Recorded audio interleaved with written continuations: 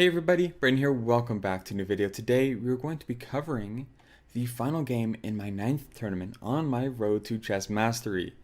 And this was an interesting one. I was playing with the black pieces versus Quan. He was a very nice guy. He talked to me after the game about all the stuff that went on, and it was very interesting. And yeah, very cool guy. Anyways, so let's jump into the game, but I'm going to spoil it for you. You already read the title. This is a very short one. All right. We see e4 from white and c5 from me, as expected. c3 and d6. So I actually wasn't too familiar with the Alpin, and this was a little scary for me, not gonna lie, because turns out the Alpin is a very, very aggressive line, and it was something that I wasn't aware of at the time. Knight to f3 I thought would be more aggressive, as naturally it does look more aggressive because you're improving a knight instead of improving your center. However, improving your center with c3 d4 is actually quite aggressive, and sometimes can be more aggressive than the main lines with knight f3. So d4, I played knight to f6, so normally you don't want to take on d4. The whole point is, when you're thinking about trades, we mentioned this in previous videos, that when you trade on d4, you're not trading the c5 pawn for the d4 pawn because they have the c3 pawn there, which can recapture. So you're actually trading the c5 pawn for the c3 pawn. And clearly, in this position, the c5 pawn is better than the c3 pawn. So that's just the basics of pawn trades and how they work. Knight to f6, bishop to d3 to defend. Improving a piece and defending is always good. Knight to c6. Now we see knight to f3, e6. So I'm just trying to go for development.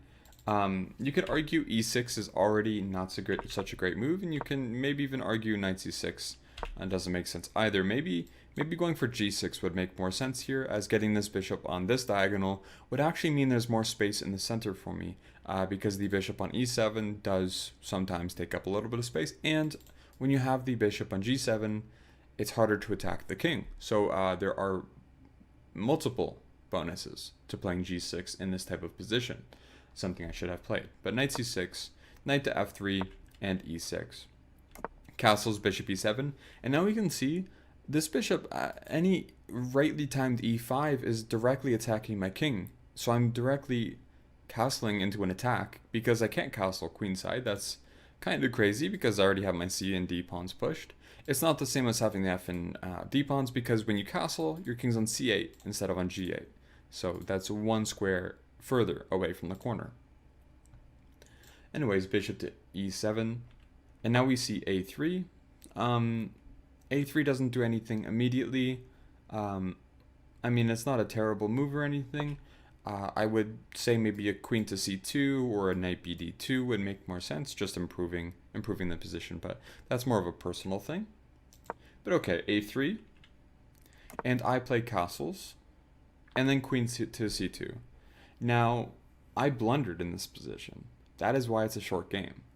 And we will see how my opponent absolutely destroys me here. However, we should mention that queen to c7 is a good move. And after queen to c7, the whole point is, what is a square that's important in this position? In Sicilians, this square is very important almost all the time. It is the d5 square, because you do want to play d5, but it is also the e5 square, as often a knight can go there, or, well, if there's a pawn on d4 or on f4 in the mainline Najdorfs that we talked about, I believe, even last video, there sometimes are ideas of playing e5 as white, and this is something we want to prevent. And this is something I completely glossed over. I played b6. This just loses on the spot to e5. And after e5, as you can see, h7 is lost, and it's not just h7. Look at all of these pieces looking at my king, and look how many defenders I have around my king. This knight is a defender for now, and that's about it. This bishop isn't really a defender, this rook isn't really doing too much, so they have a lot of useful pieces targeting my king, and we will see how it progresses. D takes e5, and knight d5. I realize I'm losing the pawn. So I try to get at least a little active for it. Bishop takes h7, king to h8. Now what I'm hoping here is that, sure, I'm down a pawn, but it is a pawn itself, right? Sure, like, they have a crazy attack, and yeah, they should be winning this. But if they somehow, if their attack somehow, fizzles out, and they're just up a pawn, well, some endgames you can defend down a pawn. But realistically, again, this is losing, but you gotta stay hopeful, and that's very important here. But realistically, there's no hope. After bishop to e4, very nice move. There's ideas of c4 immediately, which forces this knight to move, and this knight is undefended. So that is an issue. And I played queen to e8, as I didn't really see any other option here. And after knight queen to e8, we see the simple move, the very simple move, queen to d3. And now the plans start becoming obvious. This queen is headed to h3. I played knight to c7, trying to just see if I could do anything, but missing the idea of knight to g5. And after knight to g5, I simply resign because, well, this is losing, and no matter how I go about this, this can't be defended, realistically.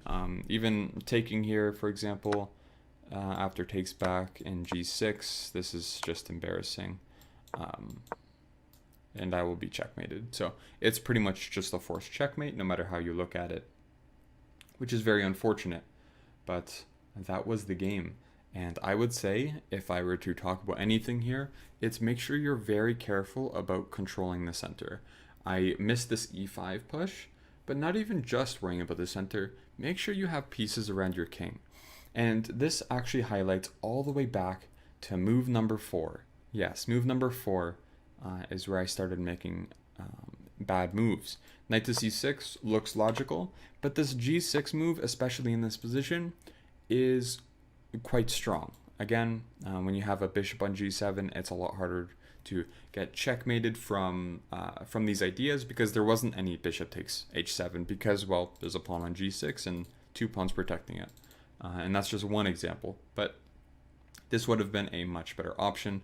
So I would say make sure you're very careful with the safety of your king, and that's pretty much it. Anyways, sorry for such a short game, but I hope you enjoyed, and I will see you guys in tournament number 10. Thank you guys for watching, and here is the new, should be on this side, I think. Yeah, now you can see the updated ratings, but anyways, thank you guys, and I will see you in the next video. Have a good one.